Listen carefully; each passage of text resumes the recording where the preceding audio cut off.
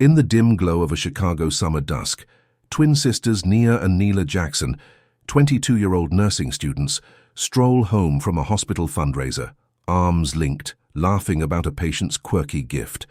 A police siren wails, tires screech, and two white officers leap out, guns drawn, shouting about a robbery. The sisters freeze, hands raised expecting a mistake to unravel. Instead, cuffs snap on, a planted knife clatters from Nia's bag, and mocking laughter erupts. This night ignites a brutal chain of racial injustice that will haunt their lives forever. What happens when innocence meets corruption? Before we dive in, let us know where you're watching from, and if you stand for justice, hit like and subscribe, because tomorrow's explosive episode is one you won't want to miss.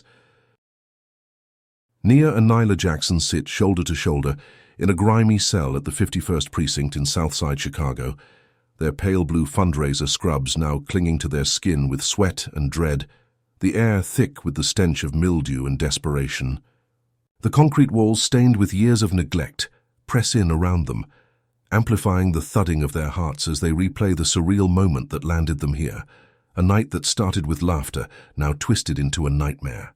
Barely an hour ago, they were walking home under the orange haze of streetlights, the humid July breeze carrying the distant hum of cicadas, their sneakers scuffing the cracked pavement as they debated who'd won the fundraiser's silly dance-off.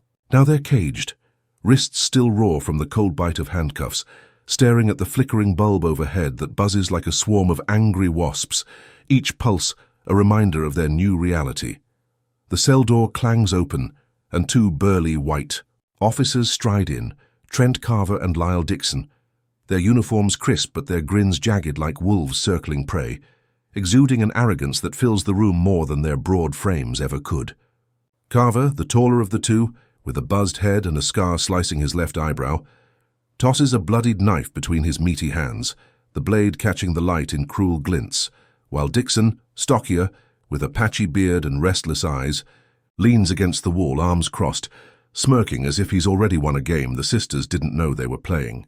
"That knife," Carver says, his voice a low growl laced with mockery. "We found it in your bag, little lady, and it's got the blood of a store clerk from 3 blocks over, stabbed up real good just an hour before we nabbed you." Nia's breath catches, her mind racing back to the fundraiser, the crowded hospital cafeteria where she'd slung her canvas tote over her shoulder all night, never once leaving it unattended, not even when she grabbed a soda from the vending machine. Yet here's this knife, a stranger's weapon, now tied to her name. She opens her mouth to protest, her voice trembling but firm. "That's impossible. I've never seen that thing in my life. We were helping sick kids all night." But Carver cuts her off with a barking laugh, his scar twitching as he steps closer, looming over her. "Oh, we've heard that one before. You thieving black girls always got an excuse, don't you?" Neela, sitting rigid beside her twin, feels a surge of rage boil up her spine. Her hands clenching into fists as she snaps, "We're not thieves. We're nursing students. Check the hospital records." But Dixon uncoils from the wall, his smirk widening into something sinister, and saunters over. "Now, we don't need records when we've got evidence, and you two fit the bill just fine." The sisters exchange a glance, their identical brown eyes mirroring the same mix of fear and defiance, a silent pact forged in childhood, now tested under this crushing weight, knowing they're trapped in a lie they can't yet unravel. Carver pockets the knife, his meaty fingers brushing the holster at his hip, and nods to Dixon, who cracks his knuckles with a sickening pop. "Let's give him the full show. Make it stick." Within minutes, the precinct buzzes with activity, officers hauling in a battered laptop hooked to a live feed, the screen flickering to life with grainy footage of a cramped apartment, their apartment, the one they share in a weathered brick building on 63rd Street, a place filled with textbooks and thrift store furniture, now violated by gloved hands tearing through it. Nia's stomach lurches as she watches a uniformed figure, his face obscured, yank open their kitchen drawer, the one where they keep mismatched spoons and a rusty can opener, and pull out a thick wad of cash, 20s and 50s bundled tight, money they've never seen, never touched, never earned. The cop on the screen holds it up triumphantly, turning to the camera with a staged nod, while Dixon leans into Nyla's ear, his breath hot and sour. "Looks like you've been busy, huh? Dealing on the side." She jerks away, her voice rising. "That's not ours, you planted it, you're framing us." But he just chuckles, a low rumble that vibrates through the cell. "Keep talking, sweetheart. It's only going to get worse." The footage shifts, showing another officer rifling through their closet, tossing aside Nia's neatly folded scrubs and Nyla's running shoes, until he unearths a small black box, popping it open to reveal a stash of pills, white and chalky, nestled in plastic baggies. A discovery that draws a theatrical gasp from the cop on screen, though his eyes gleam with something rehearsed. Nia's head spins, her nursing training kicking in. Those could be anything, aspirin, vitamins, but not ours, never ours. And she shouts at the screen, her voice cracking, "This is a lie. We don't do drugs. We save lives." But Carver slams a fist on the metal table beside them, the clang echoing like a gunshot. "Shut it, we've got you dead to rights, possession, assault, maybe even murder once the lab runs that blood." The sisters' protests dissolve into a cacophony of taunts, Carver pacing like a caged animal, his scar pulsing with every sneer. "You think you're so smart, college girls, huh? Gonna learn your place now?" While Dixon circles behind them, his boots thudding on the concrete, adding his own barbs, always the same with your kind, stealing, lying, crying when you're caught. Nyla's mind races, piecing together the impossible, the fundraiser crowd, the walk home. No chance for anyone to slip that knife into Nia's bag. No way they'd miss a stranger in their locked apartment, unless these cops, these men with badges and power, had planned it all along. A trap sprung with precision to crush two black women who dared to rise above their Southside roots. The live feed loops, the cash and pills paraded again, each frame tightening the noose around their necks. And Nia feels a tear slip down her cheek, not from weakness, but from fury, whispering to Nyla, "We didn't do this. We won't let them win." Her twin nodding back, her jaw set. "They've got the wrong sisters." Carver catches the exchange, his grin twisting into something feral, and he leans in close, his breath reeking of stale coffee. "Oh, we've got you exactly where we want you. And when we're done, no one's going to believe a word you say." The cell door slams shut as he and Dixon swagger out, their laughter bouncing off the walls, a sound that sears itself into Nia's memory, sharp and vicious, a promise of more torment to come. Left alone, the sisters huddle closer, the flickering bulb casting long shadows across their faces, their scrubs now a cruel irony, symbols of care twisted into evidence of guilt. And Nyla murmurs, "We've got to fight this, Nia, no matter what it takes," her voice a lifeline in the dark. Nia grips her hand, her mind already spinning with plans. We'll prove it. But deep down, a cold dread coils in her gut, knowing this setup is just the beginning, a first strike in a war they didn't choose, waged by men who see their skin as a crime and their lives as disposable. The precinct hums beyond the cell, radios crackling with orders, footsteps pounding past, and the sisters brace themselves, their bond the only shield against a system already stacking the deck, a system that's about to learn these twins won't break so easily, even as the weight of fabricated evidence threatens to bury them alive. 2 weeks after that fateful arrest, Nia and Nyla Jackson stand shackled in a sweltering Cook County courtroom, the air heavy with the musk of old wood and unwashed bodies, their fundraiser scrubs swapped for ill-fitting orange jumpsuits that chafe against their skin, a stark contrast to the crisp white nursing attire they wore just days ago. The room buzzes with restless energy, wooden benches groaning under the weight of spectators, some craning their necks for a glimpse of the twins, others whispering behind cupped hands, their eyes flickering with curiosity or disdain. What kind of justice awaits two sisters dragged from a night of charity into this legal abyss? The ceiling fans spin lazily overhead, doing little to cut through the oppressive 90-degree heat that beads sweat on Nia's forehead, her braids sticking to her neck as she shifts her weight, the chains on her wrists clinking softly, a sound that grates against her fraying nerves. Nyla stands beside her, her jaw tight, her gaze fixed on the elevated bench where Judge Harlan Voss presides, a stout man in his 60s with a bulldog face and a reputation for hammering down sentences like nails into a coffin, his grey eyes peering over wire-rimmed glasses with a mix of boredom and severity. Across the aisle, officers Trent Carver and Lyle Dixon lean casually against the courtroom wall, their polished badges glinting under the fluorescent lights, their postures relaxed but their faces alight with smug satisfaction. as if they've already scripted the ending to this twisted play. Can you imagine the gall it takes to frame two innocent women and then laugh about it in open court? Carver nudges Dixon, his scar twitching as he mutters something under his breath, and Dixon's patchy beard shifts with a grin, their chuckles. A low rumble that slithers through the room, unnoticed by most but piercing Nia's ears like a blade. The prosecutor, a wiry man named Gerald Pratt with a nasal voice and a stack of files under his arm, rises from his table, adjusting his tie as he launches into his opening salvo, painting Nia and Nyla as violent gang affiliates, a pair of South Side menaces who stabbed a store clerk and peddled drugs under the guise of nursing dreams. His words drip with venom, each accusation a brick in the wall he's building against them, possession of a deadly weapon, intent to distribute narcotics, conspiracy to commit murder. The charges piling up like storm clouds over their heads. How does it feel to hear your life twisted into a lie by someone who's never even met you? Their public defender, Elise Tran, a harried woman in her 30s with dark circles under her eyes and a rumpled blazer, shuffles papers at the defense table. Her movements frantic as she tries to counter the onslaught, stammering through a weak alibi about the hospital fundraiser, her voice barely carrying over the hum of the crowd. Nia's chest tightens as Elise fumbles, her plea for leniency drowned out by Pratt's booming assertions. We have physical evidence, a knife with the victim's blood, cash and pills from their residence. These women are a clear danger to society. The sisters exchange a glance, their bond a silent lifeline in this chaos.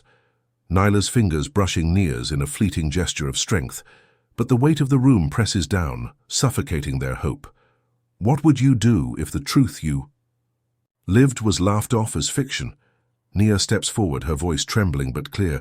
Your Honor, we didn't do this. We were helping kids that night, not hurting anyone. But before she can finish, Carver lets out a loud guffaw, a guttural sound that slices through her words, his scarred face twisting with amusement as he elbows Dixon, who snorts in response, their laughter a public taunt that ripples through the gallery, drawing smirks from a few onlookers and a twitch of a smile from Judge Voss himself. The judge's gavel taps lightly, more a formality than a reprimand order, Miss Jackson. You'll have your turn, but his tone lacks conviction, his eyes sliding to the cops with a flicker of camaraderie that chills Nia to her core. Can you believe a judge might side with the very men who planted the evidence? Elise tries again, her voice rising with desperation. My clients have no criminal history. They're students with strong community ties, but Pratt cuts in, waving a photo of the bloodied knife. This isn't about their past, it's about what they did, and what they'll do if we let them walk. The gallery murmurs, a wave of judgment washing over the twins, some nodding at Pratt's words, others staring at Nia and Nyla like they're already guilty, their orange jumpsuits a brand of shame in this skewed theater. Nyla's hands clench, her nails digging into her palms as she fights the urge to scream, her mind racing back to the precinct, the planted knife, the staged search, all orchestrated by these grinning monsters now mocking them from across the room. How far would you go to prove your innocence when everyone's already decided you're the villain? Judge Voss leans forward, his glasses glinting as he peers at the sisters, his voice a gravelly drawl, given the severity of these charges.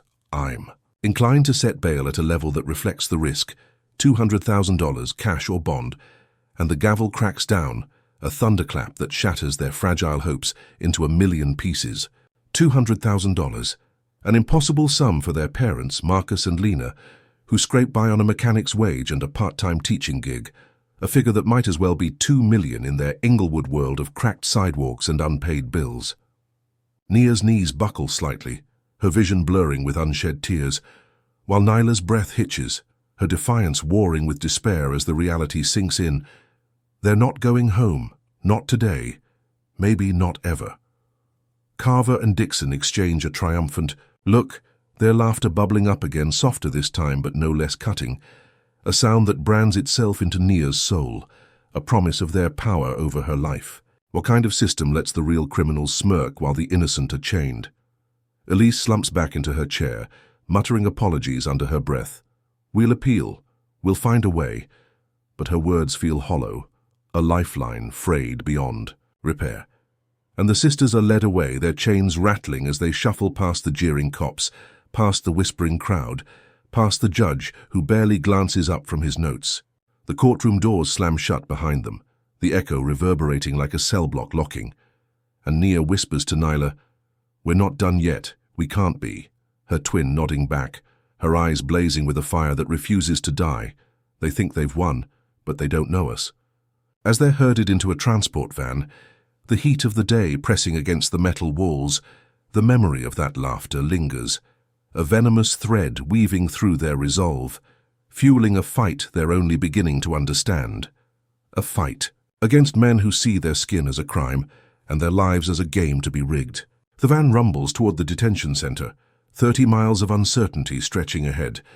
And the sisters brace themselves, their bond unyielding, their spirits battered but unbroken, ready to face whatever hell awaits, knowing this humiliation is just one battle in a war they'll wage with every ounce of their being.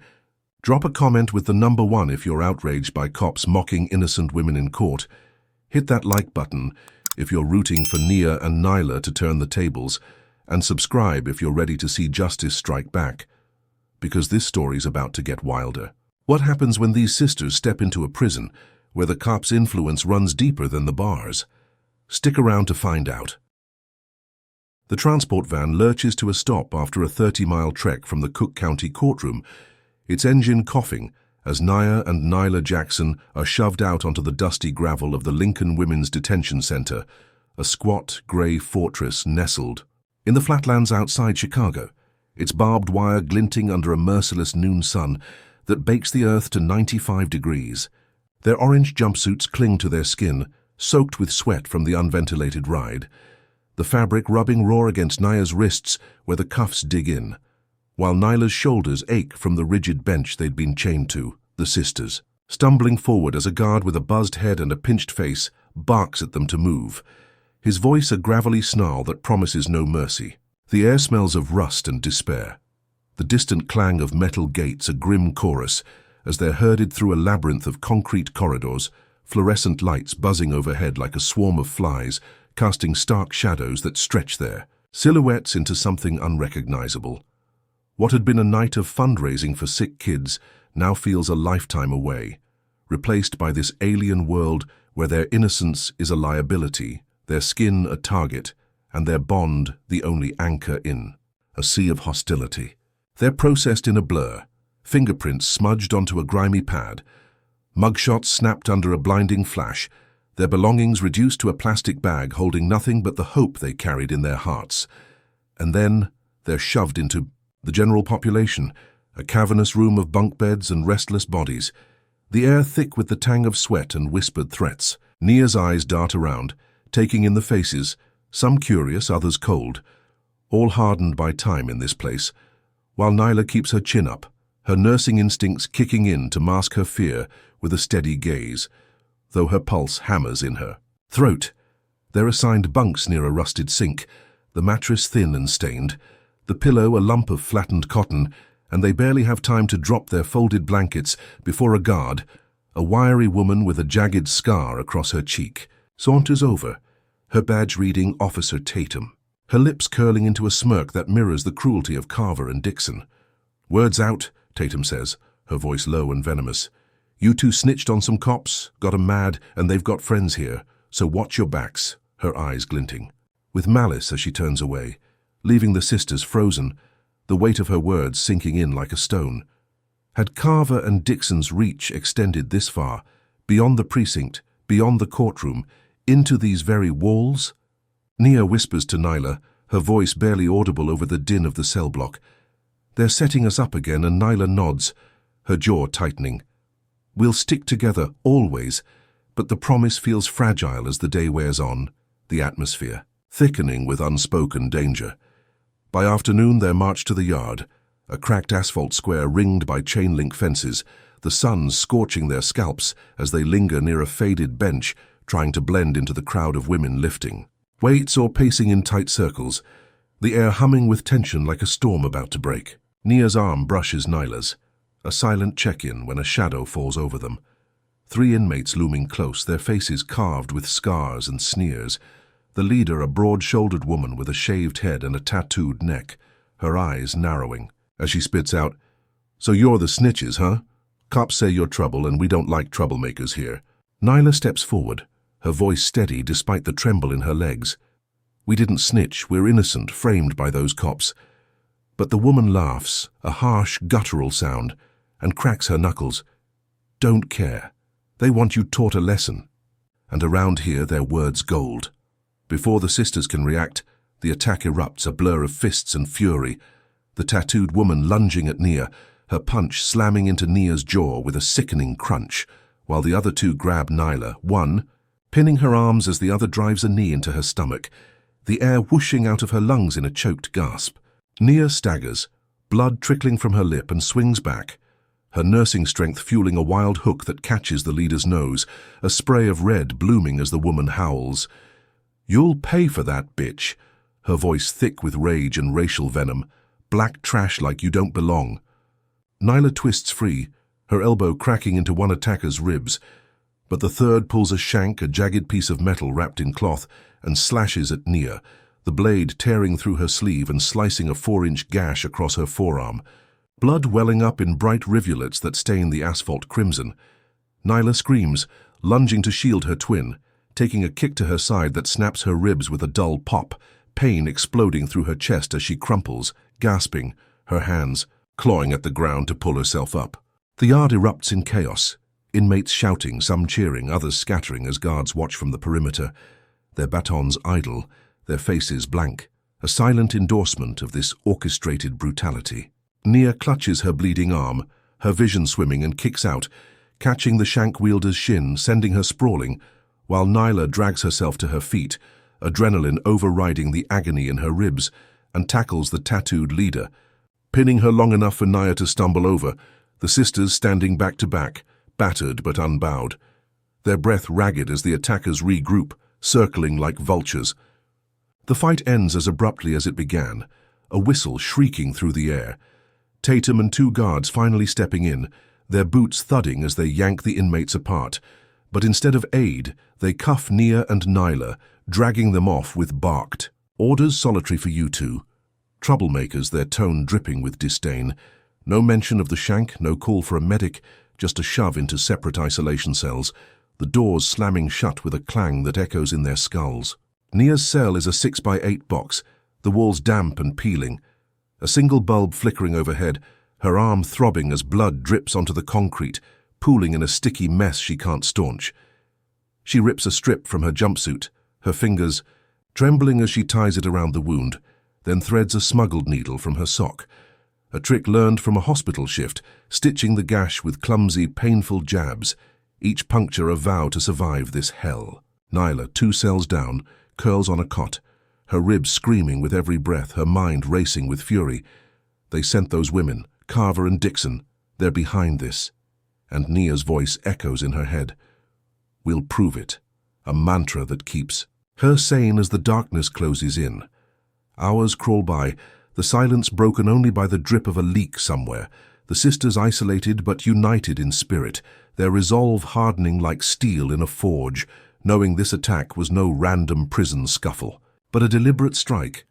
A message from the cops who laughed in court, a warning that their influence stretches far and cuts deep. Nia presses her stitched arm against the cold wall, her blood-streaked face set in defiance, while Nyla hugs her knees, her cracked ribs a badge of their fight, both whispering to themselves, "We won't break. We won't." Their voices lost too, the void but alive in their hearts, a promise to endure, to outlast, to turn this nightmare back on the men who crafted it, unaware that this brutal welcome is just the first lash in a whip of torment yet to unfurl. The steel door of Nia's solitary cell creaks open after 3 sleepless days, the dim light of the Lincoln Women's Detention Center hallway spilling in like a cruel tease, her arm still throbbing from the jagged stitches she'd sewn into, her slashed forearm, the makeshift bandage now crusted with dried blood, a dull ache pulsing beneath the scabbed skin. Nyla stumbles out of her own cell 2 doors down, her cracked ribs forcing shallow breaths, her jumpsuit wrinkled and stained from curling on the cot, her eyes bloodshot but fierce as they lock with her twins, a silent vow passing between. Then in the flicker of a moment, we're still here, we're still us. A guard, not Tatum this time, but a lanky man with a bored sneer, shoves them forward. "Move it, you've got a visitor." his tone flat but laced with something expectant, as if he knows more than he lets on. The sisters shuffle down the corridor, their chains clinking against the concrete, the air thick with the tang of bleach and despair, their bodies battered, but their spirits clawing for a lifeline after the yard ambush that left them scarred and isolated. Could a single visitor really shift the tide of this relentless nightmare? They're led to a small windowless room, its cinderblock walls painted a peeling beige, a metal table bolted to the floor.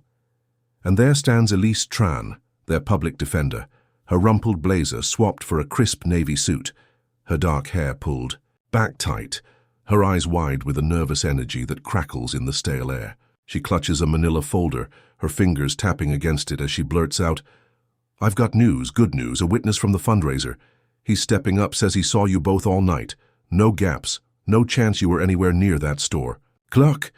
Her words tumbling over each other like a dam breaking, a flood of hope that washes over Naya and Nyla, their hearts leaping despite the bruises and the weight of their chains. Nia's voice cracks as she leans forward. "Who is he? Can he really help us?" And Elise nods, breathless. "Jamal Pierce, an orderly at the hospital. He's solid. I filed a motion for a new hearing. We might get you out of here."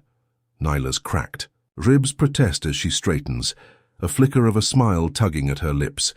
We knew someone had to see the truth, and for the first time in weeks, the sisters cling to a fragile thread of possibility, their minds racing with visions of freedom, of hugging their parents, of shedding these orange shackles for good. Is it too much to hope that one man's word could topple a mountain of lies? Days crawl by in solitary, the sisters counting hours by the drip of a leak in Nia's cell, the wheeze of Nyla's pained breaths, their isolation a torment tempered by Elise's promise, until they're finally yanked out again, chains rattling as they're loaded into a van. The 30-mile ride back to Cook County courtroom, a blur of jolting turns and stifling heat, the late July sun pushing the temperature past 98 degrees, sweat pooling at the base of their spines. They step into the courtroom, the same sweltering space where Carver and Dixon's laughter first branded their humiliation, the wooden benches packed with spectators, their murmurs a low hum that prickles Nia's skin, her stitched arm itching under the jumpsuit as she scans the room. Judge Harlan Voss looms at the bench, his bulldog face etched with impatience, his glasses perched low as he shuffles papers, while Elise stands ready, her folder open, her posture straighter than before, a quiet confidence radiating from her tired frame. Across the aisle, Trent Carver lurks in the back, his scar a livid slash under the lights, his eyes locked on the sisters with a predator's gleam. Dixon absent, but his presence felt in Carver's coiled tension, a silent threat that chills Nyla's blood despite the heat. What kind of man watches his victims fight for their lives and still smirks? The hearing begins, Elise stepping forward, her voice clear and sharp. "Your Honor, we have a witness, Jamal Pierce, who can confirm my clients were at the hospital fundraiser from 6 to 11, no opportunity to commit the alleged crimes, and," she gestures to a man in the gallery, a lanky figure in a faded polo, his hands twisting in his lap, his dark skin glistening with nervous sweat as he rises, guided to the stand by a bailiff. Jamal Pierce, 31, an orderly who'd worked the same shift as Nia and Nyla that night, swears in, his voice shaky but audible. "I saw them. They were there, helping with the kids. Never left my sight." His words a lifeline cast into the storm. Nia's pulse quickening as she grips Nyla's hand under the table, their fingers interlocking, a surge of hope swelling in their chests. Could this be the moment the scales finally tip in their favor?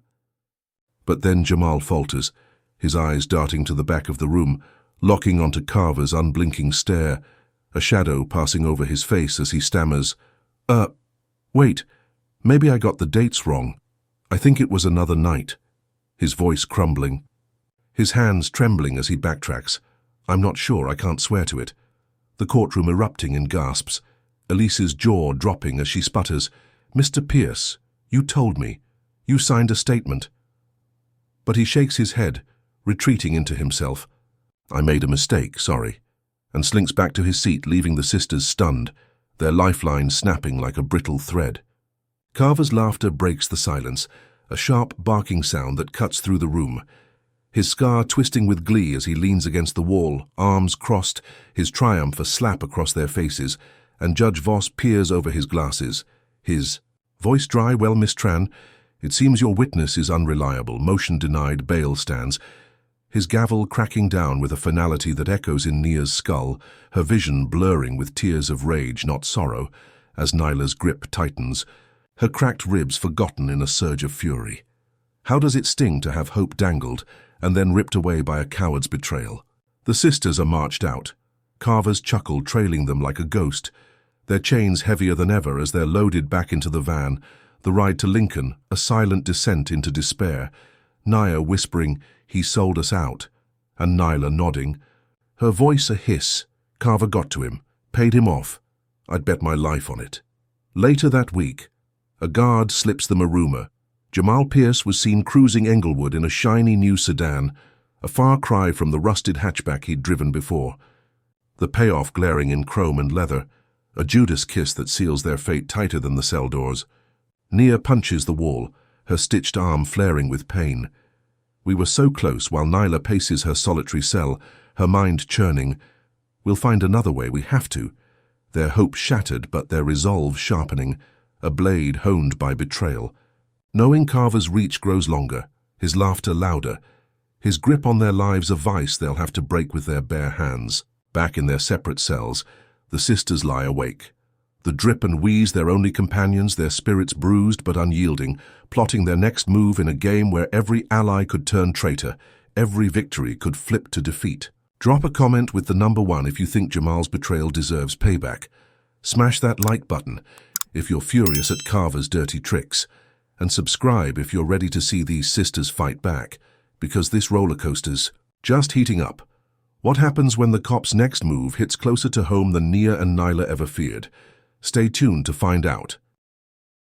Back in Englewood, 30 miles from the barbed walls of Lincoln Women's Detention Center, Marcus and Lena Jackson refuse to let their twin daughters' fight fade into the shadows, their modest 2-story home on 65th Street buzzing. With a quiet defiance that hums beneath the creak of its weathered floorboards, the air thick with the scent of Lena's cornbread cooling on the counter, and the faint tang of motor oil clinging to Marcus's overalls. The late July heat presses against the windows, 97 degrees melting into the night. The cicadas drone a restless soundtrack as the couple pours every spare moment into rallying support. Their living room transformed into a war room, of flyers and phone lists, their voices hoarse from calling neighbors, church friends, anyone who'll listen, to raise funds for a private investigator, to dig into the cops who framed Nia and Nyla. Marcus, a wiry mechanic with calloused hands and a limp from an old shop accident, hammers out a plan over the phone with a local activist, his deep voice, steady despite the exhaustion etching lines into his face. "We've got $2,000 so far, enough to start," while Lena, a part-time math tutor with graying curls and a fierce glint in her eyes, pins a map of Chicago to the wall, marking precincts and courthouses, her fingers trembling not with fear but with purpose. "We'll prove our girls are innocent no matter what it takes." The community rallies slow but sure. A nurse from the fundraiser slips them $50. A pastor pledges to pass the hat at Sunday service, each dollar a brick in the wall they're building to free their daughters, unaware that every step they take paints a bigger target on their backs. Night falls, the clock ticking past 11, the house settling into a fragile calm. Marcus sprawled on the couch with a glass of iced tea, Lena upstairs grading papers under a dim lamp, when the front door explodes inward, splintered wood flying. Across the room like shrapnel, the crash jolting Marcus upright, his tea spilling onto the rug as 3 masked men storm in, black hoods obscuring their faces, gloved hands gripping pistols that gleam in the flickering light of a toppled lamp. Lena's scream pierces the air as she races downstairs, her pen clattering to the floor, only to freeze mid-step as the tallest intruder, his voice a muffled growl through the mask, jams a gun barrel against her temple. "Shut up, or you're done." His grip tightening on the trigger, the cold steel bruising her skin. Marcus lurches forward, his limp forgotten in a surge of rage. Get away from her. But the second man, shorter and wiry, swings a crowbar, cracking it against Marcus's left leg, the bone snapping with a sickening crunch that drops him to his knees, blood seeping through his overalls as he grunts, clutching the wound, his face contorted in agony. The third intruder, broad and silent, kicks over the coffee table, papers scattering like leaves in a storm, his boots thudding as he paces, a coiled threat ready to strike, while the leader leans into Lena, his breath hot through the mask. You. And your husband think you're smart, huh? Poking around raising money, drop the case or your precious twins won't make it out of Lincoln alive. Lena's eyes blaze, her voice shaking but defiant. You can't scare us, we know what those cops did. But the wiry man laughs, a high-pitched cackle that chills her blood. Oh, we're not asking. And he nods to the broad one, who pulls a gas can from a duffel. The slosh of liquid a death knell as he douses the couch, the curtains, the walls, the sharp sting of gasoline flooding the room, a match flickering in his gloved hand. Marcus drags himself up, his broken leg screaming, lunging at the leader with a roar, his fist connecting with the man's jaw, a dull thud that staggers him back, but the wiry one retaliates, slamming the crowbar into Marcus's shoulder, a wet pop signaling the joint dislocating, blood pooling as he collapses, gasping, "You bastards, leave us alone."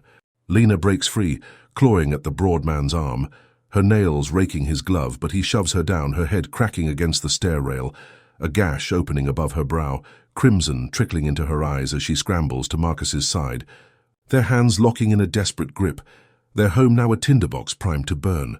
The leader tosses a crumpled note onto the floor, its scrawl stark against the white paper, "Back off or the twins die," and strikes the match, the flame flaring bright as he drops it onto the gas-soaked couch, fire erupting with a whoosh that swallows the room in orange and black, the heat blistering their skin as the intruders bolt out the shattered door, their footsteps fading into the night. Marcus hauls Lena up, his broken leg dragging, her vision blurred with blood and smoke, and they stumble through the back door as flames devour the living room, the crackle of burning wood drowning out their cries, the night air a shock against their lungs as they collapse in the yard, sirens wailing in the distance, neighbors spilling from their homes, a chaos of shouts and hoses too late to save the house that held their lives. Inside Lincoln, 30 miles away, Nia and Nyla sit in their separate solitary cells, the drip and wheeze their only company, until a guard bangs on Nia's door at dawn, her face grim. "You've got a call, emergency," and shoves her to a phone. "Booth," the receiver trembling in her hand as Lena's voice crackles through, broken and raw. "They burned our house. Your dad's hurt. They said to stop, or you're dead." A sob cutting her off as Nia's knees buckle, her stitched arms slamming. "The wall, who did this, Mom? Who?" But the line goes dead, the guard yanking her back. "Time's up." Nyla gets the same call minutes later, her cracked ribs flaring as she screams into the void. "No, no, no!" Her fists pounding the booth until the guard drags her away, both sisters collapsing in their cells, tears streaming as the truth dawns. "Carver and Dixon, it's them. They're hitting us where it hurts most." The guard's radio crackles as he locks them in, Carver's voice leaking through a smug drawl. "Told you they'd regret it." His laughter a venomous echo that sears into Nyla's mind, her hands shaking with rage, while Nia stares at her blood-streaked. "Whoa," her resolve hardening. "They've gone too far, we'll make them pay." Back in Englewood, Marcus lies in a hospital bed, his leg in a cast, his shoulder strapped, Lena at his side with a bandaged head, the charred husk of their home a smouldering ruin across the street, the note clutched in her trembling hand. There, fight now a war with stakes higher than they'd ever imagined, their daughters' lives hanging by a thread 30 miles away. The sisters, locked in their cells, feel the weight of this new blow, their family targeted, their home ash, yet their spirits flare brighter, a fire of their own kindling, a vow to turn this siege into the cops' undoing, knowing this is no longer just about freedom but survival. A battle they'll wage from behind bars with every shred of cunning they possess. The laughter from that radio, a spark that ignites their fury, a fury that won't rest until justice burns as fiercely as their lost home. In the suffocating gloom of their solitary cells at Lincoln Women's Detention Center, Nia and Nyla Jackson cling to the frayed edges of their sanity. The news of their torched home and their father's broken leg, a fresh wound that bleeds into every thought. Nia's stitched arm pressed against the damp wall as she fights the sobs rattling her chest, Nyla's cracked ribs aching with each shallow breath as she paces her 6x8 cage, the drip of a leak and the wheeze of her lungs. A grim rhythm in the silence. 30 miles away, their parents huddle in a hospital room, Marcus propped on crutches, Lena's brow bandaged, their lives reduced to ash and a crumpled note. Yet here in this concrete tomb, The sisters feel the weight of that siege, their families, paying a chain tighter than the ones on their wrists, their fury simmering beneath the surface, a volcano primed to erupt. Days bleed into nights, the August heat pushing 99 degrees even in the dark. The air stagnant with the reek of mold and despair, when a new guard, a stocky woman with a buzzed head and a flicker of kindness in her hazel eyes, slips past Nia's door during a night shift. Her voice a hushed whisper through the slot. There's talk, girls, big talk. Department of Justice sniffing around Chicago PD. Corruption, framing. They might be onto your cops. Her words a lifeline tossed into the abyss, her quick retreat leaving. Nia stunned, her heart thudding as she presses her ear to the wall, tapping a code to Nyla. You hear that? We've got a shot. Nyla catches the rhythm, her cracked ribs protesting as she taps back. DOJ, really? How do we reach them? Her mind racing with a desperate plan, their nursing ingenuity sparking in the dark. If they can just get word out, maybe this hell has an end. Could a whisper from a guard really crack the walls of this nightmare? The next morning, the guard, whose badge reads Officer Reese, slips them a stubby pencil and a scrap of paper during a water delivery, her eyes darting to the cameras. Quick, write it down, everything, I'll get it out. And Nia's fingers tremble. As she scribbles, her stitched arm throbbing. Trent Carver and Lyle Dixon planted a knife in my bag. Cash and pills in our apartment. Burned our house, attacked us in here. They're framing us, please help. While Nyla adds in tight, slanted. Script, they've got the precinct rigged. Check their logs, their lies, save us. Their words a plea etched in desperation, folded tight and pressed into Reese's palm as she nods. I've got a cousin, knows someone at DOJ, no promises, but I'll try, her boots echoing as she vanishes, leaving the sisters breathless, their hope a fragile ember in a storm of doubt. How far would you trust a stranger with your last chance at freedom? Days stretch into a week, the sisters back in general population. Their bruises fading, but their spirits roar, when Reese brushes past Nyla during a yard shift, her voice a murmur, it's out, someone's got it, hang on. And Nyla grips Nia's, hand under the lunch table, her cracked ribs a dull ache as she whispers, they're coming, they have to be, their eyes scanning the cell block for any sign, any shift, their bond a shield against the lurking threats of Tatum and her ilk. 30 miles north, in a sleek Chicago DOJ office, Agent Tara Klein, a wiry woman in her 40s with sharp cheekbones and a no-nonsense braid, sifts through a stack of tips, her desk cluttered with coffee cups and case files, when a crumpled note lands in her inbox, flagged by a contact in the precinct's orbit. Its scrawl catching her eye. Carver, Dixon, planted evidence, house burned, prison attack, a pattern that prickles her instincts. Her fingers tapping the desk as she cross-checks precinct logs, her breath hitching as she uncovers a dozen cases, all black suspects, all with shaky busts tied to those two names, reports doctored, timestamps off, a web of tampering stretching. Back years. Could one note from two sisters unravel a decade of corruption? Klein digs deeper, her laptop glowing late into the night, pulling arrest records, body cam glitches, witness retractions, 12 other lives shattered by Carver and Dixon's hands, young men and women from South Side streets, their stories, mirroring Nia and Nyla's, drugs planted, homes raided, families threatened. A systemic rot festering under badges and oaths.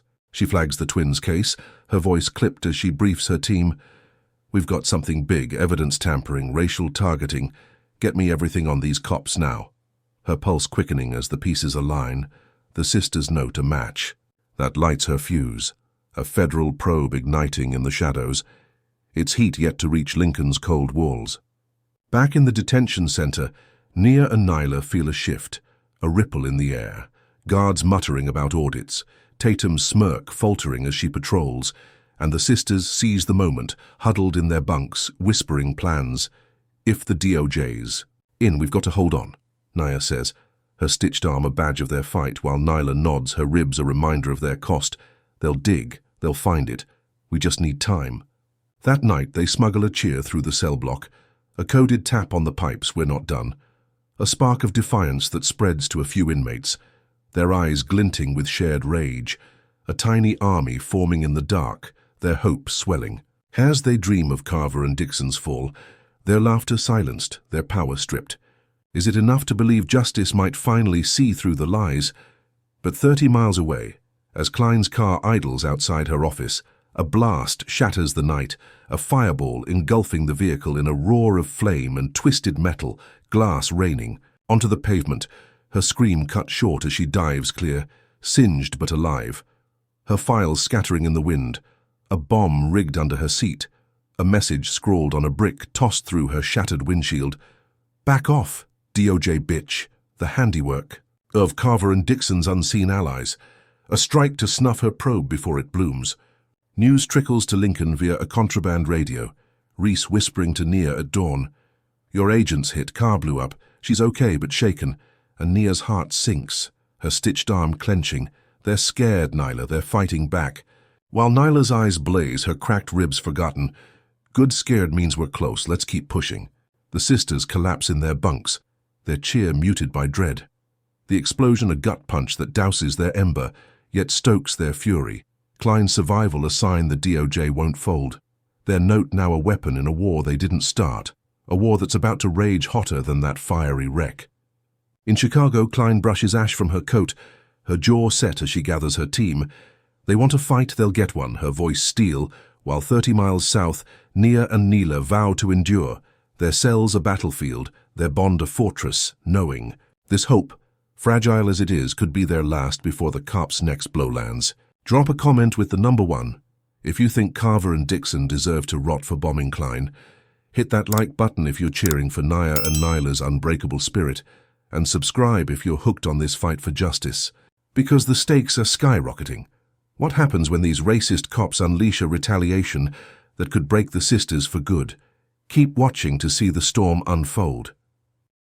The air in Lincoln Women's Detention Center crackles with a new edge as Nia and Nyla Jackson absorb the news of Agent Klein's bombed car. Their solitary cells a distant memory now that they're back in general population. The cell blocks, concrete walls humming with whispered rumors of federal eyes on Chicago PD. A faint hope flickering in the sisters' bruised spirits, Nia's stitched arm a constant throb, Nyla's cracked ribs a dull ache they've learned to ignore.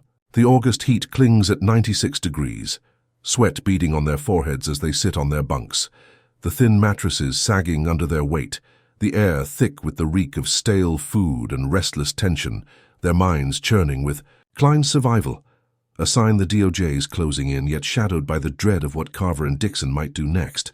They reach a venomous web that's already torched their home and broken their father's leg. The sisters trade glances across the crowded dorm, their bond a silent pulse, Nia murmuring, "They're rattled. That bomb means we're hitting nerves." And Nyla nodding, her voice low, "We've got to stay sharp." They won't stop. Their resolve, a steel thread woven through the fabric of their fear, knowing every step forward draws a harder strike back.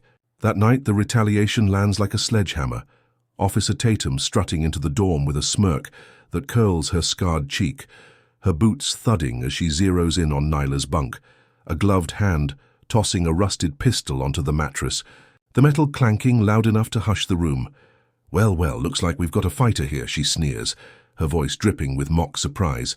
"Says here you attacked a guard with this. Got witnesses and everything," her eyes glinting as she nods to 2 inmates in the corner, the same tattooed leader and her shank-wielding crony from the yard brawl, their grins sharp as they nod back, a rehearsed lie snapping into place. Nyla's heart slams against her cracked ribs, her hands clenching. "That's not mine, you planted it, just like they did before," but Tatum laughs, a harsh bark that echoes off the walls. "Tell it to the hearing board, sweetheart, you're looking at 10 years now." And she snaps cuffs on Nyla's wrists, dragging her out as Nia leaps up, her stitched arm flaring. "You can't do this. It's a setup." Her voice drowned by Tatum's whistle, guards swarming to yank her back, their batons raised. "Sit down or you're next," the threat a whip crack that forces Nia to freeze, her twin hauled away, the dorm erupting in murmurs, some sympathetic, others gloating, the sisters' fragile hope crushed under this new frame-up.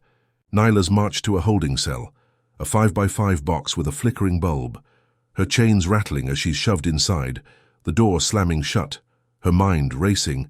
Carver and Dixon, they're behind this, turning the screws tighter, her breath hitching as she braces for a sham trial, 10 years dangling over her head, a sentence to bury her alive.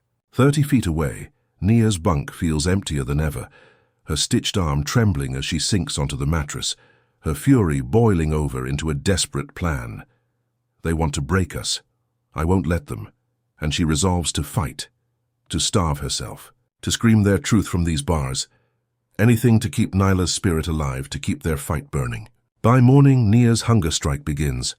Her tray of watery oatmeal untouched, her voice hoarse as she chants through the bars, "We're innocent. They framed us. Carver and Dixon did this." Her words a drumbeat that rattles the cell block. Inmates, peering out, some banging their cups in rhythm, a spark of rebellion flaring as guards scowl, their batons tapping their palms. "Shut it, Jackson, or you'll regret it." But Nia presses on, her stomach growling, her stitched arm raised like a flag. They can't silence us, not anymore.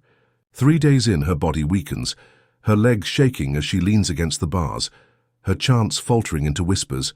When Tatum storms in, her scar livid. "You think this helps your sister, huh?" and swings her baton, cracking it across Nia's shoulder, the blow dropping her to her knees, pain exploding as she gasps, her vision swimming, guards piling on, fists and boots raining down, her stitched arm splitting open anew, blood pooling on the concrete as she curls into a ball, her defiance beaten but not broken. Her last thought before blacking out, "Nyla, hold on, I'm still here." She wakes in the infirmary, a dingy room with cracked tiles and a single cot, her arm restitched, her shoulder bruised purple, a nurse muttering, "You're lucky it's not worse." But Nia's eyes blaze. Lucky, they're killing us. And she drags herself up, her body a wreck, her spirit a furnace. Knowing this beating was Carver's order, a message to crush her strike, to crush their fight. Outside Lincoln, Inglewood erupts, word of Nia's strike leaking through a sympathetic inmate smuggled call. Marcus and Lena leading a march from the hospital to the precinct, 200 strong, their signs scrawled with "Free the Jackson." Sisters, stop police lies. The summer sun baking their resolve at 98 degrees. Their chants a thunder that shakes the streets. "Justice now, justice now." Marcus hobbling on crutches, Lena's bandaged head high. Their burned home a rallying cry, unaware that Carver and Dixon watch from a precinct window, their grins fading as the crowd swells, their grip slipping, their rage boiling over into a new strike. That night, the cops leak a video to a local news station. Grainy footage of Nyla in her holding cell, her voice dubbed over with a chilling confession. "I killed that clerk, planted the drugs myself, got caught." Her face distorted, her words a lie stitched together by tech and malice, the broadcast hitting Englewood like a bomb. The march faltering as neighbors turn, whispers of traitor, liar cutting deeper than any baton, Marcus slamming his fist on a hospital table. "That's not her, it's fake." While Lena weeps, her bandaged head in her hands, "They're destroying our girls." Inside Lincoln, Nia hears it on a contraband radio, a tinny voice crackling through the infirmary, her twin's false confession a gut punch, her stitched arm clenching. "They've gone too far," she rasps, dragging herself to the bars, her hunger strike reignited, her chants louder, faker than their badges. They'll pay inmates joining in, a chorus of defiance that rattles the walls, while Nyla in her cell bangs on the door, her cracked ribs screaming, "It's not me, it's a lie." Her voice lost to the concrete, her spirit unbroken, knowing. This video is Carver and Dixon's desperate play, a move to turn the world against them, to bury their truth under a mountain of deceit.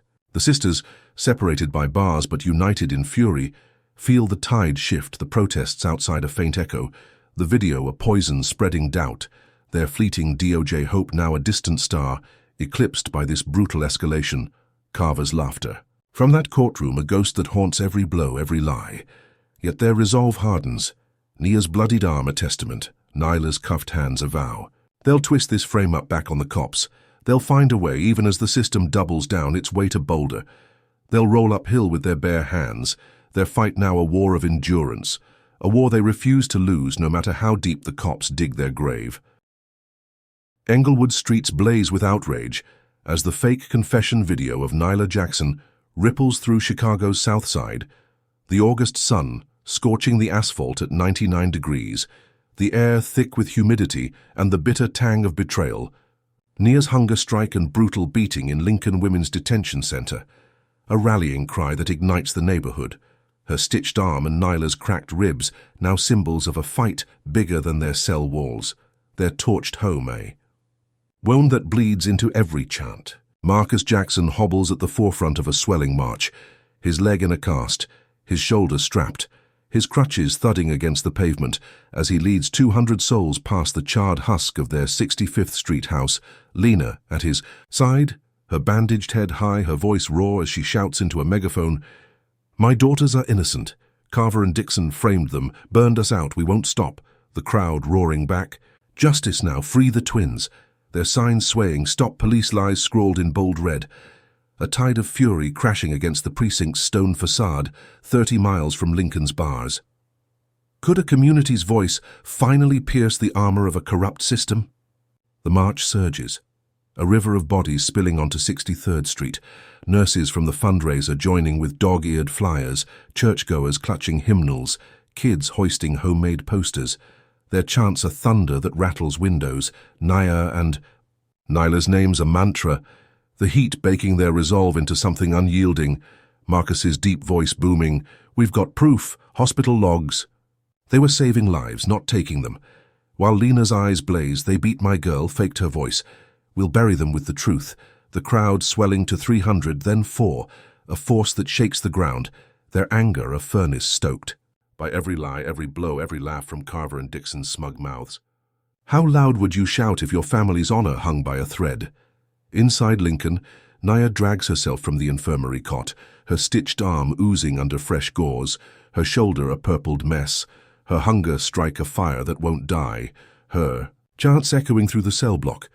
"They can't drown us out, we're stronger than their batons," inmates banging on bars. A rhythm of defiance that seeps into Nyla's holding cell, her cracked ribs screaming as she pounds the door. Fake video, fake cops, we're still here. Their spirit's a beacon 30 miles south, fueling the march as word spreads via a contraband. "Radio, Inglewood's rising, they're fighting for us." Nia rasping to Nyla through the pipes. "Hold on, sis, they're coming." But the tide shifts. A snake slithering through the ranks, Darius Tate. A wiry 24-year-old with a quick smile and a childhood scarred by the same South Side streets. A friend who'd shared stoop talks with the twins, now weaving through the crowd, his phone pressed to his ear. His voice low, "Yeah, they're at the precinct now. Got a safe house on 59th, evidence stashed." His eyes darting as he pockets a wad of cash from a shadowed figure near a corner store. Carver's shadow looming in the deal, his betrayal, a blade that cuts deeper than any shank.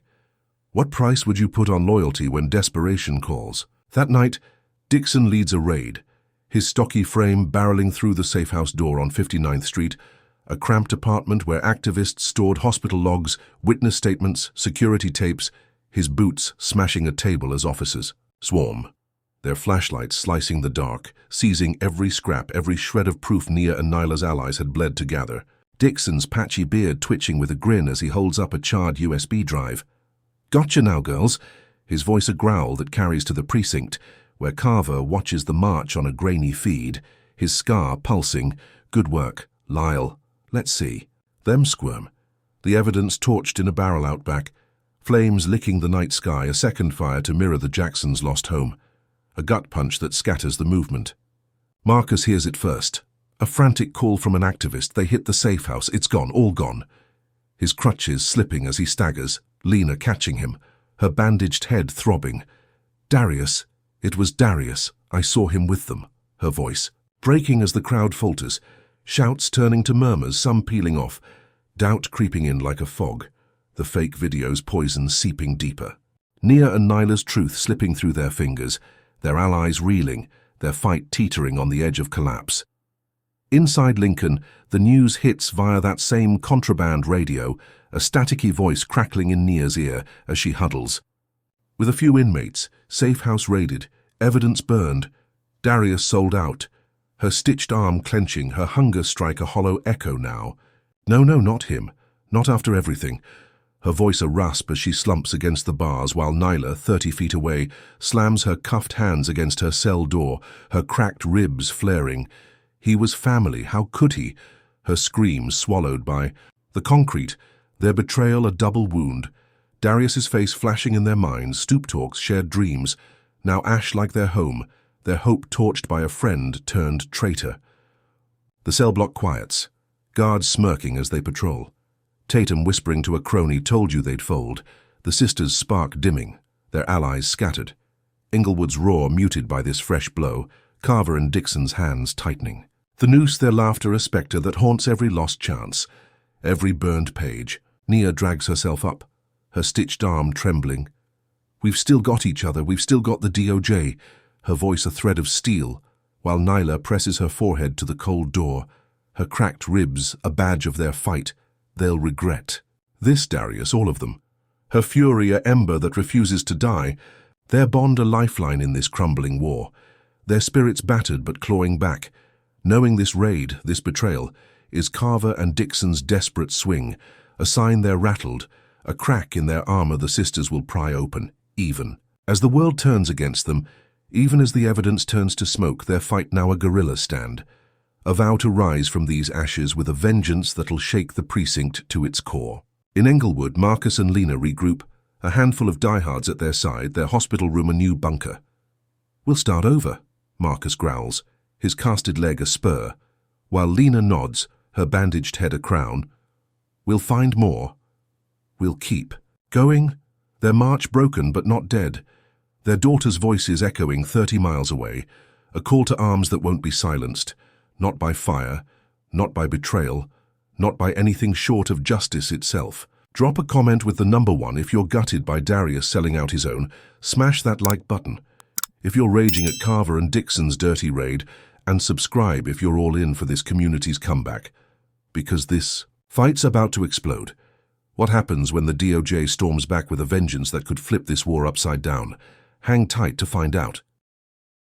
The ashes of the safe house raid still smolder on 59th Street as Agent Tara Klein emerges from her near death in that car bombing, her singed coat swapped for a crisp blazer, her braid tighter, her sharp cheekbones set with a fury that burns hotter than the August sun, scorching Chicago at 97 degrees. Her survival a middle finger to Carver and Dixon's desperate strike. Her DOJ office now a hive of activity 30 miles from Lincoln Women's Detention Center, where Nia and Nyla Jackson cling to their battered resolve, Nia's stitched arm a throbbing testament, Nyla's cracked ribs a constant ache. Klein's desk groans under stacks of recovered files, her team a blur of laptops and coffee, her voice slicing through the chaos. They think they've won. Burning evidence, blowing up my car. But we're hitting back harder, her hazel eyes glinting as she slams a fist on a map of Chicago precincts. We've got leads, we've got warrants, let's move. Her survival fueling a task force that storms the city like a tidal wave, their sights locked on the 51st Precinct, Carver, and Dixon's lair, a fortress of corruption about to crack. In Lincoln, Nia huddles with a knot of inmates, her hunger strike paused but her spirit roaring, a contraband radio crackling in her palm, DOJ's raiding precincts. They're coming for them, her stitched arm trembling with hope, while Nyla, in her holding cell, presses her ear to the door, her cracked ribs flaring. About time, let's see those bastards squirm, their bond a pulse that sinks with the chaos unfolding 30 miles north, their fight a spark that's about to ignite, a reckoning. The raids hit at dawn, a coordinated blitz across Chicago's south side. Federal agents in black vests swarming the 51st Precinct, their boots pounding the linoleum as they rip open filing cabinets, seize hard drives, their voices barking. Hands up now while stunned officers scramble, Carver's scar pulsing as he lunges for a shredder. Too late, an agent yanking him back. You're done, pal. Dixon's stocky frame bolting for a side exit, tackled mid-stride, his patchy beard scraping the floor as cuffs snap on, his growl muffled. You've got nothing. But Klein strides in, her braid swaying, her voice ice. Oh, we've got plenty. Her team unearthing a secret server tucked in a basement closet. Its humming drives a treasure trove of Carver and Dixon's sins, racist texts, photos of staged busts, a digital diary. Of their decade-long reign of terror, every click a nail in their coffin. Back in Lincoln, the radio spits static and triumph, Nia whispering to her crew, "They found something big, I can feel it," her stitched arm clenched, while Nyla bangs her cuffed hands on her cell door, her cracked ribs forgotten. Yes, yes, get. Their hope surging as the cell block buzzes, inmates tapping pipes, a coded cheer rippling through, the guard's smirks fading, Tatum's scar twitching as she paces, her grip on her baton tighter, the tide turning under her feet. Klein's team cracks the server wide open, her laptop glowing with damning threads. Carver texting Dixon 2 years back. Another black kid, easy plant, big bust. Dixon replying, "Love watching 'em cry." Photos attached. Grainy shots of terrified faces, planted bags, fake guns, a gallery of shattered lives. Nia and Nyla's arrest among them, a folder labeled twins, troublemakers, with pics of the knife, the cash, the pills, timestamps off by hours, proof it was all a lie. Klein's voice, "Here's got you, you racist pigs."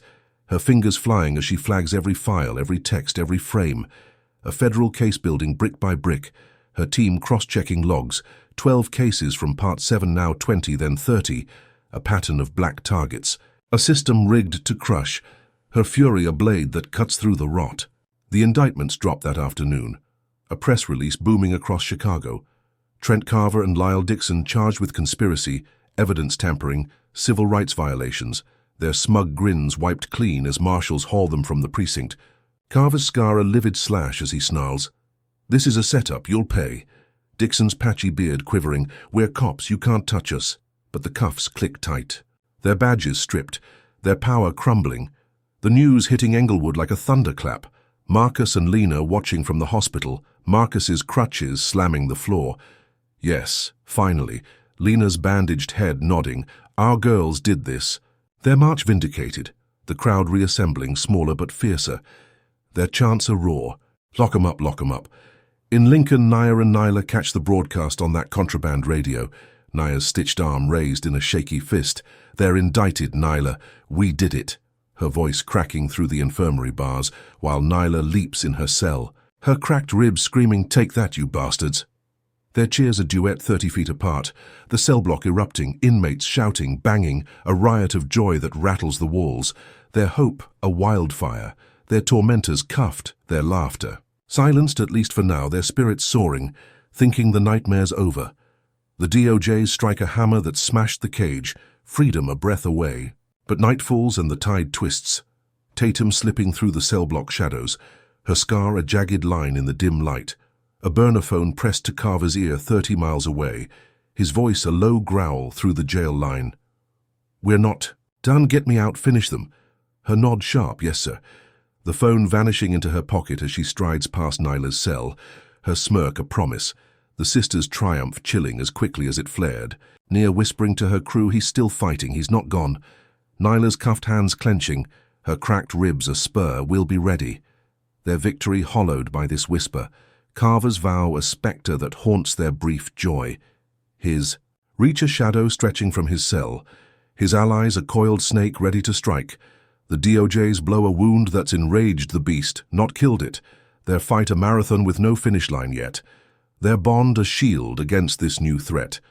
Their spirits braced for the backlash they know is coming. A backlash that'll test every ounce of their will.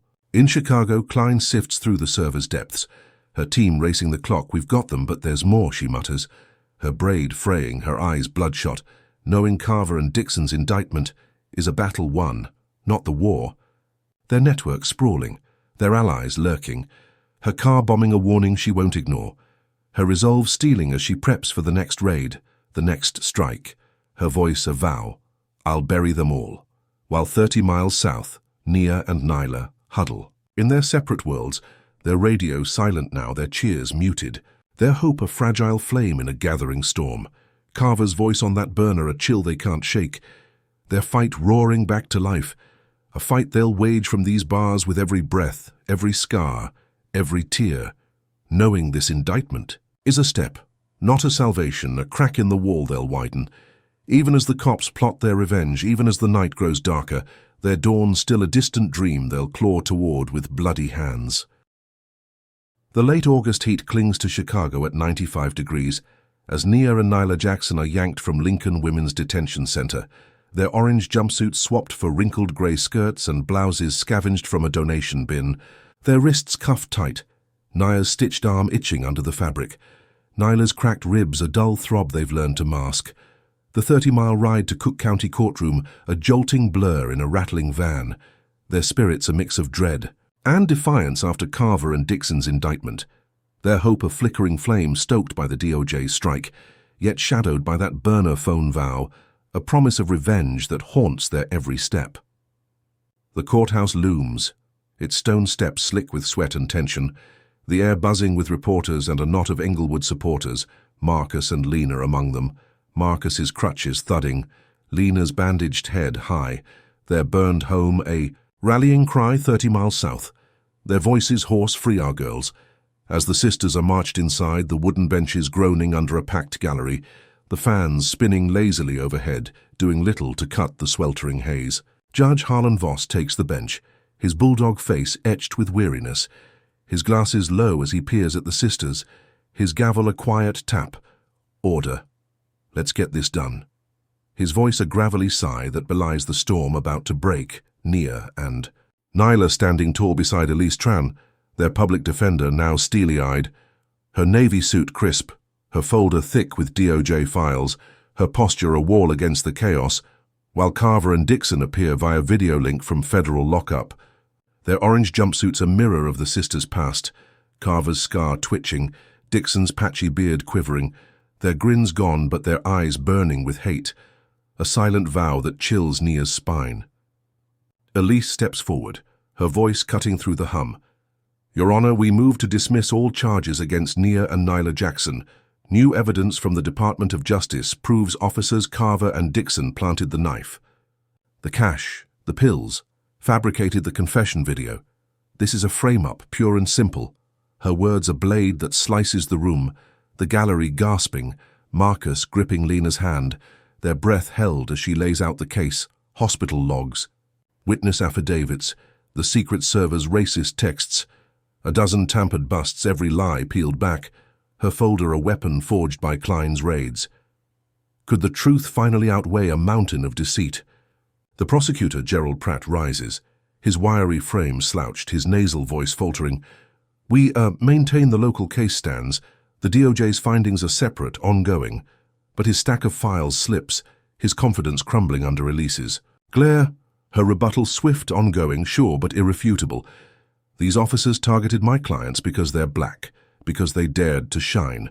And she nods to Agent Tara Klein, seated in the front row, her braid tight, her singed coat. Memory, her presence a federal fist, her voice low to Elise, keep going, we've got more. Nia's stitched arm trembles, Nyla's cracked ribs ache, their eyes locked on Voss. Their hope a tightrope, they're walking blind, the courtroom a pressure cooker ready to blow. Klein rises, her voice sharp. Your Honor, we've uncovered a hit list on that server. Nia and Nyla's names at the top. Planned eliminations, Carver and Dixon's own words. Her hand slamming down a printout. Carver's text glaring. Twins too loud, shut 'em up permanent, Dixon's reply easy. One shot each, a bombshell that freezes the room. Carver's scar pulsing on the screen. Dixon's growl crackling. Lies, all lies. But Voss's bulldog face cracks. His glasses slipping as he snatches the paper, his gravelly voice a hiss. This is damning, Mr. Pratt. Explain, Pratt stammering. We didn't know. The DOJ's? His words drowning in the gallery's roar, Marcus shouting, that's our girls, Lena's. Tears falling, free them now. How deep does corruption run when it plans murder in plain text? Elise presses, her voice a hammer. This isn't just tampering. It's a conspiracy. Dismiss the charges, end this. And Voss leans back, his gavel hovering, his eyes darting from the sisters to the screen. Carver and Dixon's faces ashen, their bravado shattered, the hit list a noose tightening around their necks, Pratt slumping, his case dust, the room holding its breath as Voss rumbles, given this evidence, gross misconduct. Conspiracy.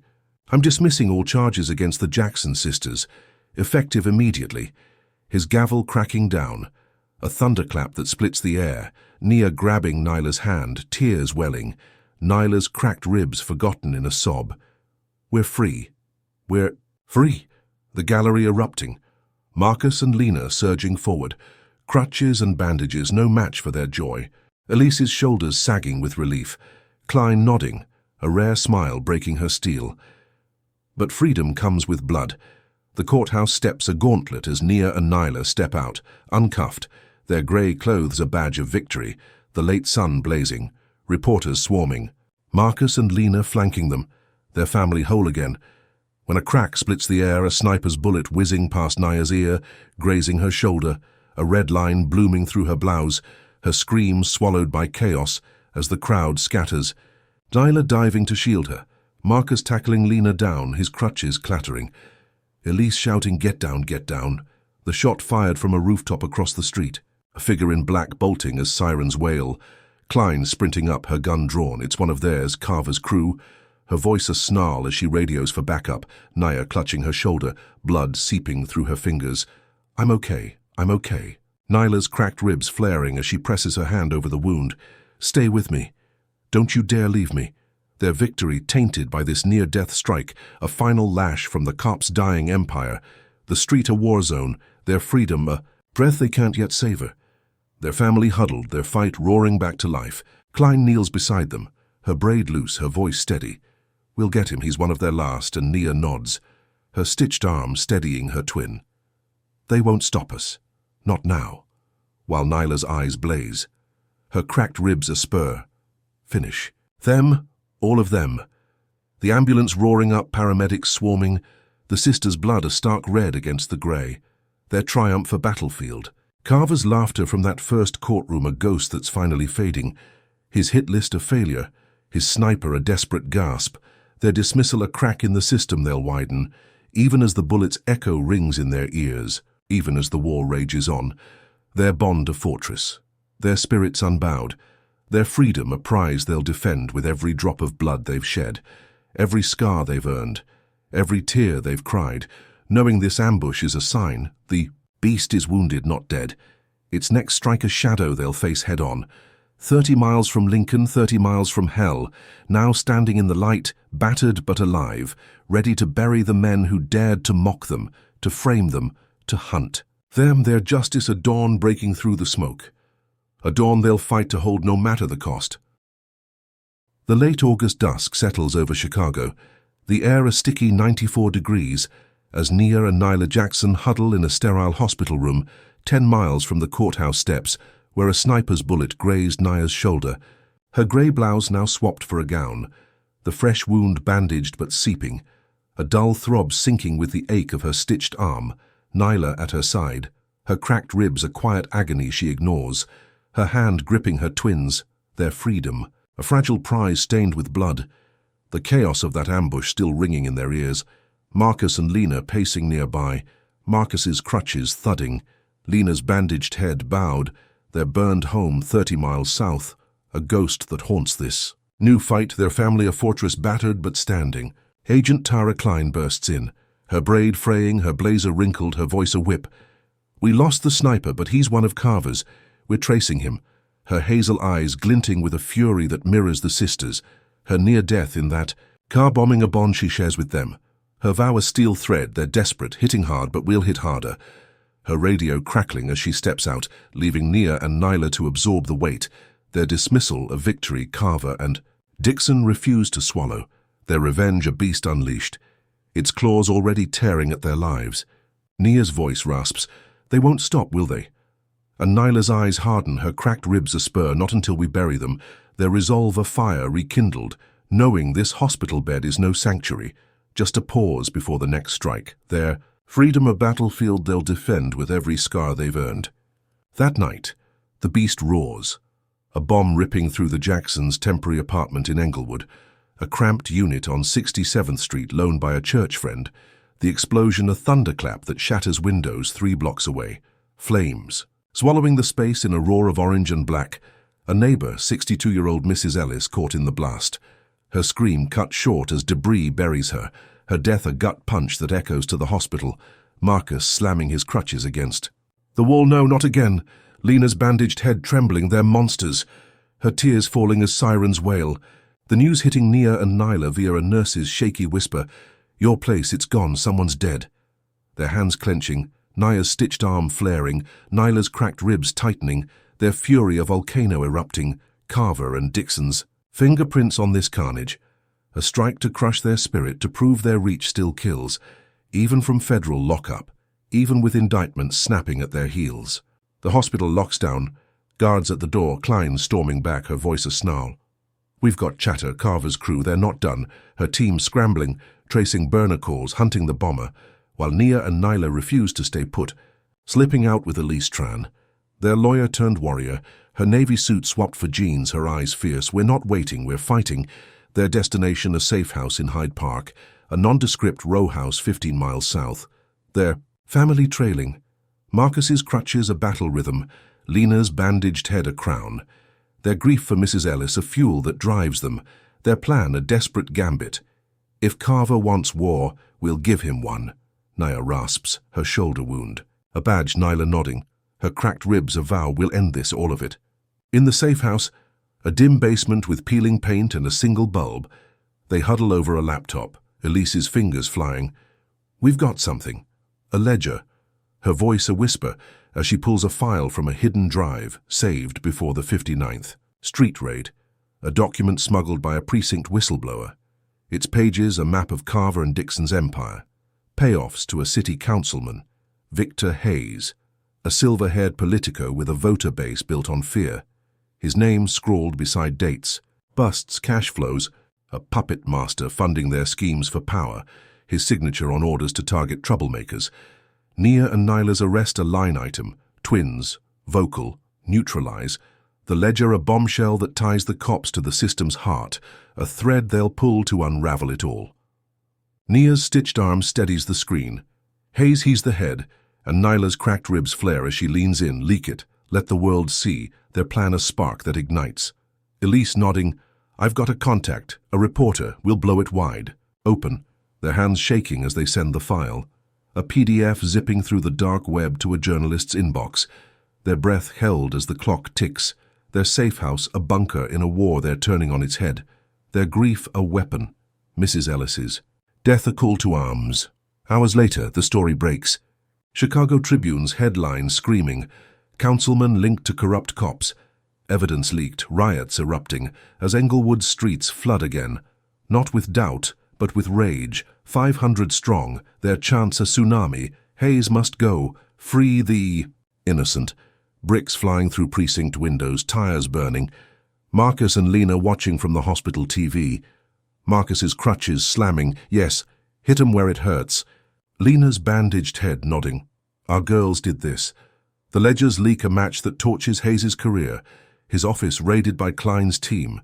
His silver hair disheveled as he's cuffed. His denials drowned by the crowd. I'm innocent. A lie that crumbles as documents pile. His empire collapsing. Dozens of complicit officers named, a systemic rot exposed, Carver and Dixon's network imploding, their allies scattering, their power a house of cards toppling in the wind. In the safe house, Nia and Nyla watched the news on a cracked phone. Nia's shoulder wound throbbing, Nyla's cracked ribs aching, their triumph a bitter taste, Mrs. Ellis's death a weight, Hayes' fall a step, not the end, when the phone rings, a blocked number, Carver's voice crackling through. Low and venomous, you think this saves you? I've got one more play, bitches, the line dead before they can reply. Their blood chilling, Nia's stitched arm clenching. He's not done. Nyla's cracked ribs tightening. We'll be ready there. Safe house a fortress breached by that threat, their victory hollow. Hayes' cuffs a win, but Carver's vow a shadow that looms. Their fight a marathon with no finish. Their bond a shield against this final strike. Their spirits roaring, we took down a kingpin, we'll take you too. Their resolve a fire that burns through the night, the riots outside a chorus, the system cracking, their truth a blade that's cut deep but not deep enough, not yet. Their war a storm they'll ride, even as Carver plots from his cell. Even as the beast coils for its last lunge, their dawn a promise they'll seize, no matter the blood, no matter the cost. September dawns over Chicago, the heat easing to 88 degrees. A crisp edge cutting through the humidity as Nia and Nyla Jackson stand on a makeshift stage in Englewood's Marquette Park, 15 miles from their Hyde Park safe house. Their grey skirts and blouses swapped for jeans and tees. Nia's shoulder wound a faint scar under her sleeve, her stitched arm steady, Nyla's cracked ribs healing but still tender, their eyes bright with a fire that's carried them through. Hell. The crowd swelling to 600. A sea of faces from Southside streets, nurses, churchgoers, kids, all chanting their names, Nia and Nyla, Nia and Nyla. Their freedom a beacon, their fight a torch that's lit the city ablaze. Marcus and Lena. At their side, Marcus's crutches a badge, Lena's bandaged head a crown. Their burned homes a memory that fuels this rally, a call to sue the city, to demand justice for every life Carver and Dixon crushed. Their voices a duet. We're not stopping, Nia declares, her stitched arm raised. We'll make them pay, Nyla echoes, her cracked ribs a vow for us, for Mrs. Ellis, for everyone. The crowd roaring, sue the bastards, a tide of fury and hope washing over the park, the late summer sun gilding their resolve. Agent Tara Klein watches from the edge, her braid loose, her blazer off, her team tracing Carver's last threat, her voice a murmur to Elise Tran. They're heroes, but they're targets, her hazel eyes scanning the rooftops, knowing this rallies. A magnet, a stage for the sisters' triumph and a trap for Carver's final play, her gut twisting. He's out, technicality, they're coming, her radio crackling with urgency, the beast unbound, its claws sharpened for this moment. Could a crowd of 600 shield two sisters from a monster's last strike? Mid-speech, the air splits, a roar of boots and shouts as Trent Carver and Lyle Dixon storm the stage. Orange jumpsuits traded for black hoodies, their release a glitch in a clogged federal docket, guns gleaming in their hands, Carver's scar a livid slash, Dixon's patchy beard quivering, their eyes wild with a vengeance that's festered in lockup, Carver bellowing, "You thought you'd win, bitches," his pistol swinging, Dixon snarling. This ends now, his barrel trained on Nyla, the crowd scattering in screams, Marcus diving for Lena, his crutches clattering, Elise tackling a kid to the grass, chaos erupting as 600 voices turn to panic. The rally a live-streamed war zone, cameras rolling, phones flashing, the world watching this final showdown. Nia and Nyla frozen for a heartbeat, their freedom a breath from being snuffed. Carver's laughter from that first courtroom a ghost, reborn, louder, crueler, a death knell ringing in their ears. But the sisters move, their bond a lightning strike. Nyla ducking as Dixon fires, the bullet whizzing past her ear, her cracked ribs screaming as she rolls, her hand snatching a taser from her pocket, a gift from Klein stashed for this day, her. Nursing reflexes sharp, her aim true, the prongs slamming into Dixon's chest, 50,000 volts dropping him, his gun clattering, his body jerking as she leaps up, her voice a roar, "Not today, you pig!" While Nia charges Carver, her stitched arm a blur, her shoulder wound forgotten, tackling him mid-lunge, his pistol firing wild, the shot punching a hole. In the stage, her weight pinning him, her fists hammering his scar, blood spraying as she snarls, "You're done, you hear me? Done!" Their fight a dance of fury, a reversal that flips the script, the crowd surging back, shouts turning to cheers. Nia and Neela, Nia and Neela. Their triumph a live feed to millions, their courage a blade that cuts the beast's throat. Klein sprints in, her gun drawn, her voice a whip, freeze, federal agents now. Her team swarming, marshals cuffing Carver and Dixon, their hoodies soaked with sweat and blood, Carver's scar a crimson smear, Dixon's patchy beard twitching. Their pleas frantic, "You can't, we're cops, we're owed." But Klein's smile is ice, "Not anymore, you're nothing." Her braid swaying as she nods to the sisters. "You baited them, brilliant," revealing the plan. A DOJ sting, the rally a lure, the taser a plant, their freedom a trap sprung. The world watching as the cops' last stand crumbles, their laughter silenced, their power ash, their empire dust. Across the park, a black SUV screeches to a halt, Victor Hayes bolting from the passenger seat, his silver hair wild, his suit rumpled, his escape cut short as Klein's agents swarm, his cuffs snapping on, his voice a wail. "I'm innocent, I didn't know, but the ledger's leak has damned him." His councilman throne toppled, his orders to Carver and Dixon a noose, his arrest a final domino, the crowd roaring, "Lock him up, lock him up." Nia and Nyla standing tall, their jeans streaked with dirt, their tees torn, their scars a map of this war, their eyes locking with Hayes, then Carver, then Dixon. A silent vow. "We broke you, all of you." Their triumph a tidal wave that reshapes Chicago, the system shuddering, its rot exposed, its masters caged, their dawn breaking through the smoke, a dawn they've clawed from the dark with bloody hands. In the hospital, Marcus and Lena watch the live stream. Marcus's crutches still, Lena's bandaged head resting on his shoulder, their tears falling. Our girls, they did it. The Englewood crowd dispersing, their chants a memory that'll echo. Nia and Nyla stepping off the stage, their bond a fortress, their spirits soaring. Klein at their side, her voice soft, civil suits next. We'll bankrupt the city, make it right. Their nod firm, for Mrs. Ellis, for everyone, their fighter. Legacy, their victory a spark that'll burn through precincts, council halls, a city reborn. Carver and Dixon's pleas a fading whimper. Federal charges piling, conspiracy, attempted murder, a life sentence looming. Hayes's empire a ruin, dozens of officers named, a purge that'll cleanse the rot. Their laughter from that first courtroom a ghost exorcised, their darkest secret. The hit list, the ledger, the server, laid bare. A truth that's freed not just the sisters but a community. A truth that's reshaped their future. A future they'll build with every scar, every tear, every cheer that's carried them here. The journey of Nia and Nyla Jackson reveals profound lessons about resilience, justice, and the power of unity against systemic racism. First, their unyielding spirit teaches us that courage isn't the absence of fear, but the choice to fight. Through it, even when the odds stack high with planted evidence, brutal attacks, and a torched home, their refusal to break under Carver and Dixon's racist schemes shows that inner strength can outlast any oppression. Second, the story underscores the importance of community, as Englewood's rallies and the DOJ's intervention prove that collective action can topple corrupt systems, turning whispers of hope into roars of change. It's a reminder that no one wins alone. Allies, from a guard's pencil to a lawyer's grit, are vital in dismantling injustice. Third, the betrayal by Darius and the sniper's bullet highlight that victories are fragile, demanding vigilance. Evil doesn't rest, and neither can the fight for what's right. Finally, the ultimate reversal, with the sisters baiting their tormentors into a DOJ trap, illustrates that intelligence and strategy can turn victims into victors, exposing not just Carver and Dixon, but a councilman's empire, reshaping a city's future.